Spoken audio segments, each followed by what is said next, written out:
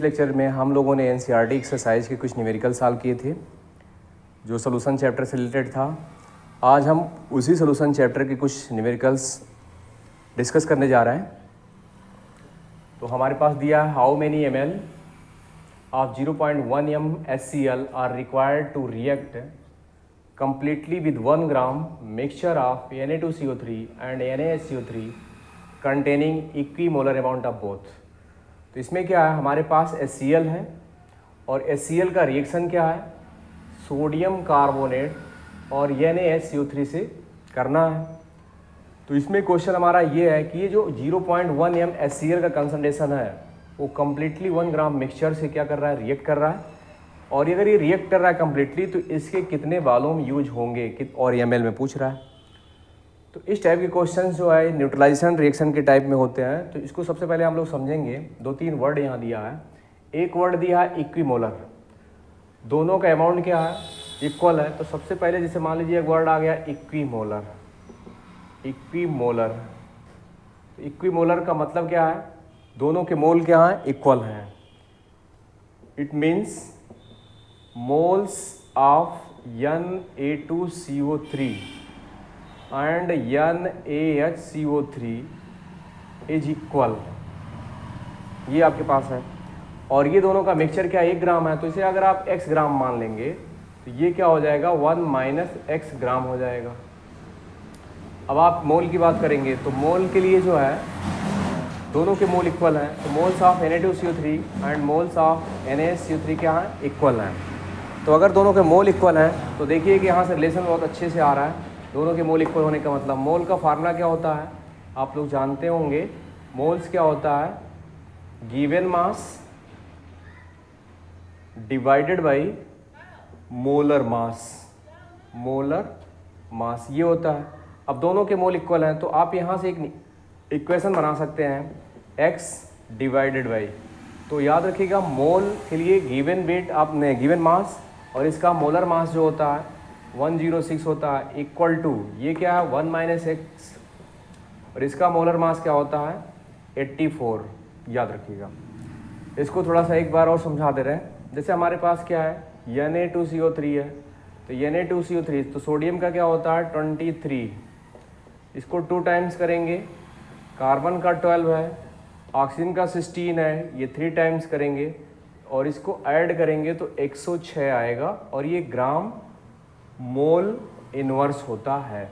तो ये इसका क्या है, मॉलिक्यूलर वेट हो गया, जिसे हम मोलर मास भी कहते हैं। और इसी तरीके से हमारे पास क्या है NaHCO3 भी है। सोडियम का क्या होता है 23, हाइड्रोजन का 1, कार्बन का 12 और ऑक्सीजन का क्या होता है 16। 3 टाइम्स करेंगे तो ये आप ऐड करेंगे तो ये 84 ग्राम मोल इनवर्स आता है। तो इस तरीके से ये आप याद भी कर लेते हैं, क्योंकि इससे क्या है जब आपको याद रहता है तो न्यूमेरिकल सॉल्व करने में आपका टाइम बचता है। तो हमने इसीलिए ऐसा डायरेक्ट कर दिया और ये हमारा क्या हो जाएगा, इक्वेशन नंबर फर्स्ट हो जाएगा। इसके बाद जो है इसमें हमारे पास जो न्यूमेरिकल की स्टार्टिंग है ये दिया गया है 0.1 m HCl का रिएक्शन 1 ग्राम मिक्सचर से करा जा रहा है। इसमें इक्विमोलर दिया है तो इक्विमोलर के लिए हमने एक रिलेशन बना लिया है। अब रिलेशन बनाने के बाद एक फर्दर एक रिलेशन यूज होने वाला है जिसका नाम है प्रिंसिपल ऑफ मिली इक्विवेलेंट। क्या नाम है, प्रिंसिपल ऑफ मिली इक्विवेलेंट।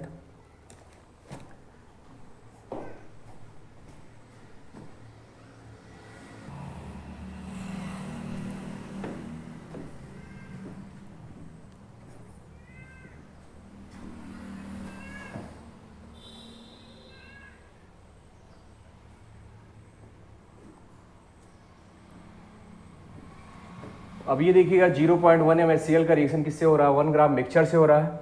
तो अब इसमें हमारे पास जैसे ये HCl है, HCl किससे रिएक्शन कर रहा है Na2CO3 और प्लस NaHCO3 से रिएक्शन कर रहा है। और ये टोटल कितना है 1 ग्राम मिक्सचर है।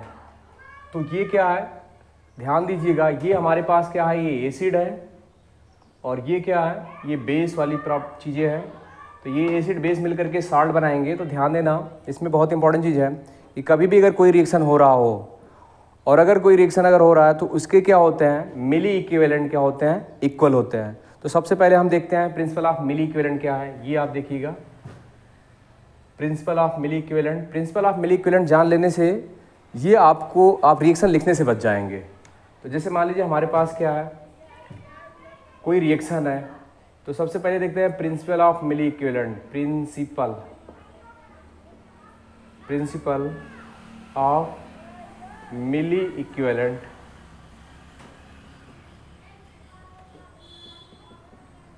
मिली equivalent, principle of milliequivalent जो है ये क्या होता है, इसके अकॉर्डिंग होता क्या ये दिखेगा। तो according to this law milli equivalent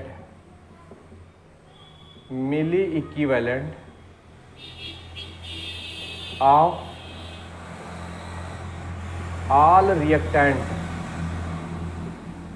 all reactant and all product is equal in any given reaction।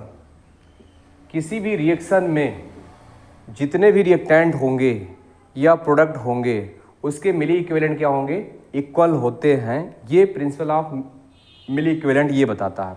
अब इसमें देखते हैं कि क्या है प्रिंसिपल ऑफ मिली इक्विवेलेंट।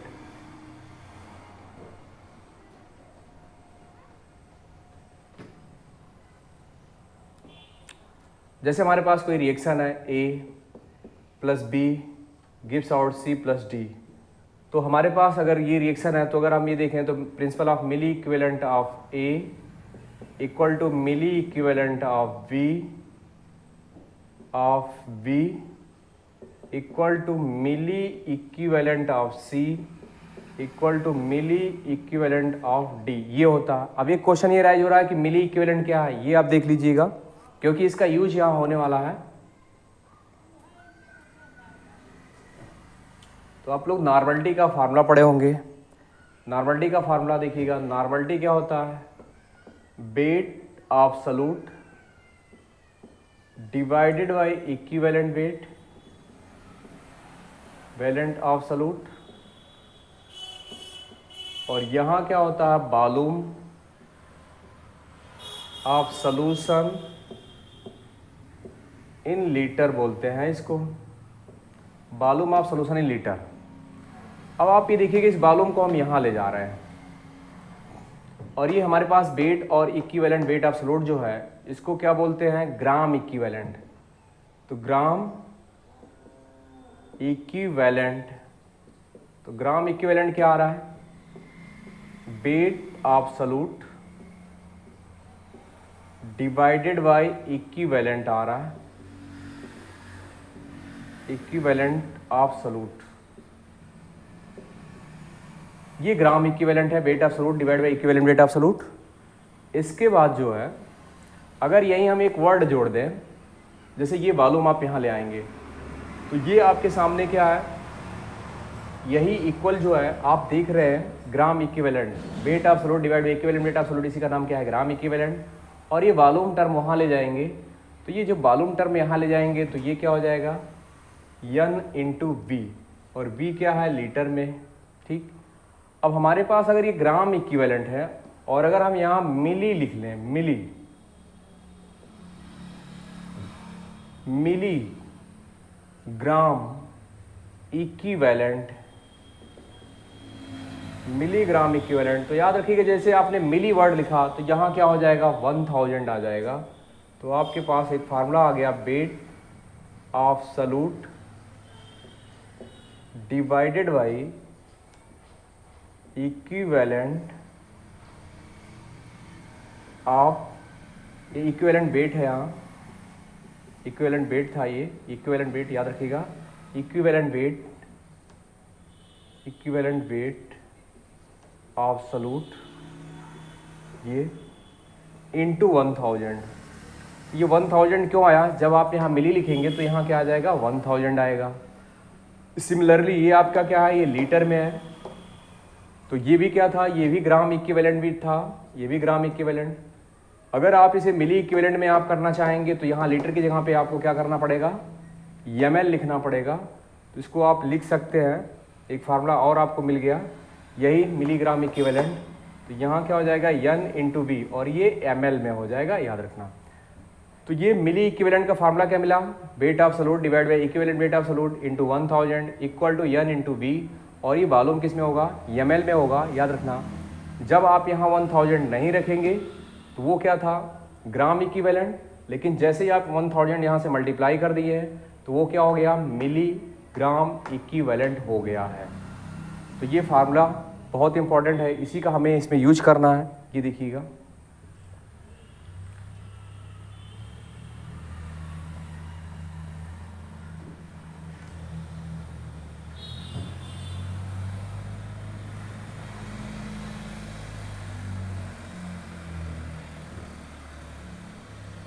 अब ये देखिएगा ध्यान से, क्योंकि इसमें HCl किससे रिएक्शन कर रहा है, सोडियम कार्बोनेट से और सोडियम बाइकार्बोनेट से।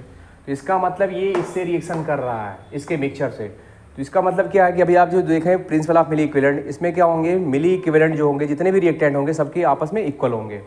तो हम यहाँ एक लाइन लिख सकते हैं, मिली इक्विवेलेंट ऑफ एसिड, वहाँ एसिड के यहाँ पे HCl equal to milliequivalent of 1 gram mixture, ये आप लिख सकते हैं। अब मिली इक्विवेलेंट में आप देखिए यहाँ वॉल्यूम दिया है और यहाँ मोलरिटी दिया है। तो एक रिलेशन भी आप लोग जानते होंगे, रिलेशन है n इक्वल टू mx, ये पढ़ाया गया था। HCl के लिए जो कन्वर्जन फैक्टर होता है वो 1 होता है, और m आपके सामने दिया है 0.1, यहाँ 1 रखेंगे तो ये 0.1, इसकी नॉर्मलिटी आ जाएगी। तो हम क्या करेंगे, मिली इक्विवेलेंट ऑफ HCl के लिए यहाँ लिखेंगे n into V equal to milliequivalent of 1 gram of mixture. तो यहाँ मिक्सचर में दो हैं, एक है सोडियम कार्बोनेट और सोडियम बाइकार्बोनेट। अब फार्मूला लगाएंगे तो वेट क्या है, यहाँ हमने क्या मान लिया है, x ग्राम, यहाँ लिखेंगे x डिवाइडेड बाई में याद रखना इक्विवेलेंट वेट की बात होती है।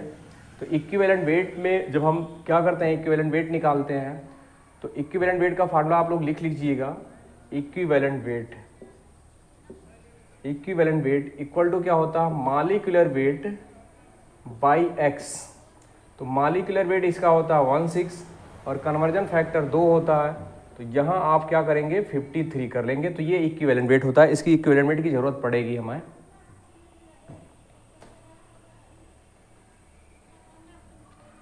तो यहाँ आप कर लेंगे 53 इंटू 1000 प्लस, देखिए मिक्सचर है, ग्राम मिक्सचर है तो प्लस इसीलिए आ रहा है, और इसका आपने क्या ले रहे हैं 1 माइनस एक्स डिवाइडेड बाई इसका जो है इक्विवेलेंट वेट होता है 84, क्योंकि इसका कन्वर्जन फैक्टर एक ही होता है। तो जो इसका मॉलिक्यूलर वेट होता है वही इसका इक्विवेलेंट वेट भी होता है।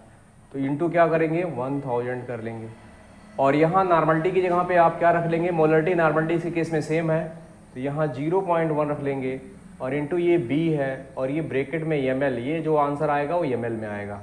तो इस तरीके से इक्वेशन नंबर क्या हो गया, सेकेंड हो गया। इक्वेशन नंबर फर्स्ट आपके पास पहले यहाँ था, x by 106 equal to 1 minus x 84, ये इक्वेशन नंबर फर्स्ट, ये इक्वेशन नंबर सेकेंड। यहाँ से आप x की वैल्यू सॉल्व करेंगे और ये x वैल्यू हम यहाँ पुट करेंगे, पुट करने के बाद आपको ये मालूम आ जाएगा। तो ये क्या है, बहुत आसान प्रिंसिपल ऑफ मिली इक्विवेलेंट को अगर आप फॉलो करते हैं तो ये न्यूमेरिकल बहुत ही आसान और बहुत ही कम लाइनों में आ जाएगा। तो ये एक इम्पॉर्टेंट न्यूमेरिकल, तो आप इसको सॉल्व कर लेंगे। सॉल्व करने के बाद एक बार फिर से देखिए, ये बहुत इंपॉर्टेंट न्यूमेरिकल, ये एक टाइप की न्यूट्रलाइजेशन रिएक्शन है। इसमें क्या है, एक रिएक्शन हो रहा है, रिएक्शन होने के बाद प्रोडक्ट बनेगा। तो जब भी कोई रिएक्शन होता है या प्रोडक्ट बनता है तो उन रिएक्टेंट और प्रोडक्ट में क्या है, एक रिलेशन होता है। और अगर उस रिलेशन में हमें क्या है, किसी की नॉर्मलिटी दिया है, वॉल्यूम दिया है, वेट पूछ रहा है, या वेट दिया है जैसा कि यहाँ दिया है, मोलरिटी दिया है, वॉल्यूम पूछ रहा है, तो उस रिलेशन का नाम क्या है, principle of milliequivalent. Principle of milliequivalent के अकॉर्डिंग क्या है, प्रिंसिपल ऑफ मिली इक्विवेलेंट ये कहता है कि जितने भी रिएक्टेंट होंगे या प्रोडक्ट होंगे सबके मिली इक्विवेलेंट आपस में क्या होते हैं, इक्वल होते हैं। इसी रिलेशन को हमने यहाँ यूज किया है। ये प्रिंसिपल ऑफ मिली इक्विवेलेंट जो कि एनसीईआरटी में नहीं है, तो आप लोग थोड़ा सा इसको ध्यान से पढ़िएगा क्योंकि ये बड़ा इंपॉर्टेंट रिलेशन है। और जब इसे सॉल्व करेंगे, x की वैल्यू यहाँ रखेंगे, b सॉल्व करेंगे, तो जो b का आंसर आता है वो आता है 157 0.8 ml आंसर आता है, यही उसका आंसर होता है। तो ये एक बार इसको देख लीजिएगा, बड़ा इंपॉर्टेंट न्यूमेरिकल, काफ़ी कॉन्सेप्चुअल।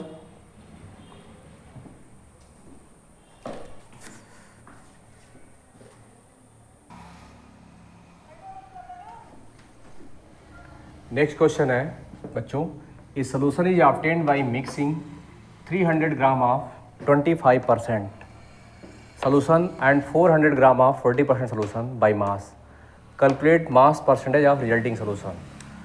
तो इसको देखो समझेंगे कैसे। कह रहे हैं कि एक सोल्यूशन बनाया जा रहा है और वो सोल्यूशन जो बनाया जा रहा है मिक्स किया जा रहा है 300 gram of 25% and 400 gram of 40% solution by mass, calculate the mass percentage of resulting solution.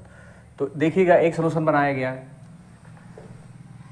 300 ग्राम लिया गया है और इसका जो है 25% और दूसरा क्या है 400 ग्राम है और इसका क्या है 40%। ये दोनों मिलाया गया है और मिलाने के बाद एक नया सोल्यूशन बनाया गया है और नया सोल्यूशन जो बन रहा है ये कह रहे हैं कि calculate the mass percentage of the resulting solution. तो इसका आप जो है मास परसेंटेज बता दीजिए, मास बाई मास परसेंट बता दीजिए, यही इसका क्वेश्चन है। तो इस क्वेश्चन में बहुत आसान है, दो सोल्यूशन ऑलरेडी दिया गया है और दो सोल्यूशन से क्या है एक तीसरा सोल्यूशन बना रहा है, लेकिन जो तीसरा सोल्यूशन बनाया जा रहा है उसकी कुछ कंडीशन क्या दे रहा है। कंडीशन ये दे रहा है, एक बार फिर से, मिक्सिंग 300 ग्राम ऑफ 25%, 300 ग्राम का 25% इसमें मिलाना है और दूसरा क्या है 400 ग्राम ऑफ 40%, 400 ग्राम का 40% यहाँ मिलाना है। तो सबसे पहले इसको देखते हैं। तो हमारे पास क्या है 300 ग्राम ऑफ 25%, तो 300 ग्राम ऑफ 25% में हम देखेंगे तो जो हमारे पास एक कंपोनेंट है तो ये 300 इंटू 25 कर लेंगे, परसेंटेज है तो ये काट देंगे तो ये हो जाएगा 75 ग्राम और 400 ग्राम ऑफ 40% है तो 400 का 40 आप निकाल लीजिएगा। तो 400 ग्राम का 40% आप जब निकालेंगे तो ये हो जाएगा 160 ग्राम। तो टोटल आपको कितना मिल गया, यहाँ से टोटल में निकाल लीजिएगा। तो टोटल आपको क्या मिला 75 और प्लस 160, यहाँ से ऐड कर लीजिएगा 5, 13, तो 235 ग्राम मिल रहा है। एक बार देख लेंगे, 5 है 13, 1, 1, 2, तो 235 ग्राम इसके अंदर मिक्स किया गया, 235 ग्राम मिक्स किया गया। अब मिक्स करने के बाद कह रहे भैया रिजल्टिंग सोल्यूशन बना, रिजल्टिंग जो है जो सोल्यूशन बन रहा है उसका मास परसेंटेज बता दीजिए। तो मास परसेंटेज याद रखिएगा, जब भी आपको निकालना है तो जिसका निकालना है ऊपर ओवरऑल नीचे इंटू 100 करेंगे। तो आप सीधे सीधे लिखेंगे मास परसेंटेज, मतलब मास बाई मास परसेंट इसको बोलते हैं। तो क्या है 235 डिवाइडेड बाई टोटल, आप देखिएगा टोटल कितना था 400 ये था, 300 ये था, तो ये 700 है और इसका परसेंटेज निकालेंगे लेकिन तो 100 कर देंगे और सॉल्व कर लेंगे तो ये आपका एक आंसर आ जाएगा। तो ये सॉल्व कर लीजिएगा 7 और ये 235 बाई 7, इसको आप डिवाइड करेंगे तो ये आपका आंसर आ जाएगा। आंसर जो आ रहा है आपका वो आ रहा है 33.5%, ये याद रखिए यही आंसर है। और ये जो 33.5% जो है वो मास बाई मास परसेंट, इसको बोलते क्या है मास बाई मास परसेंट बोलते हैं, ये आपका आंसर है, ये है ठीक। तो इसके आगे के न्यूमेरिकल्स बच्चों हम नेक्स्ट लेक्चर में प्रोवाइड करेंगे। तब तक के लिए धन्यवाद, थैंक्स।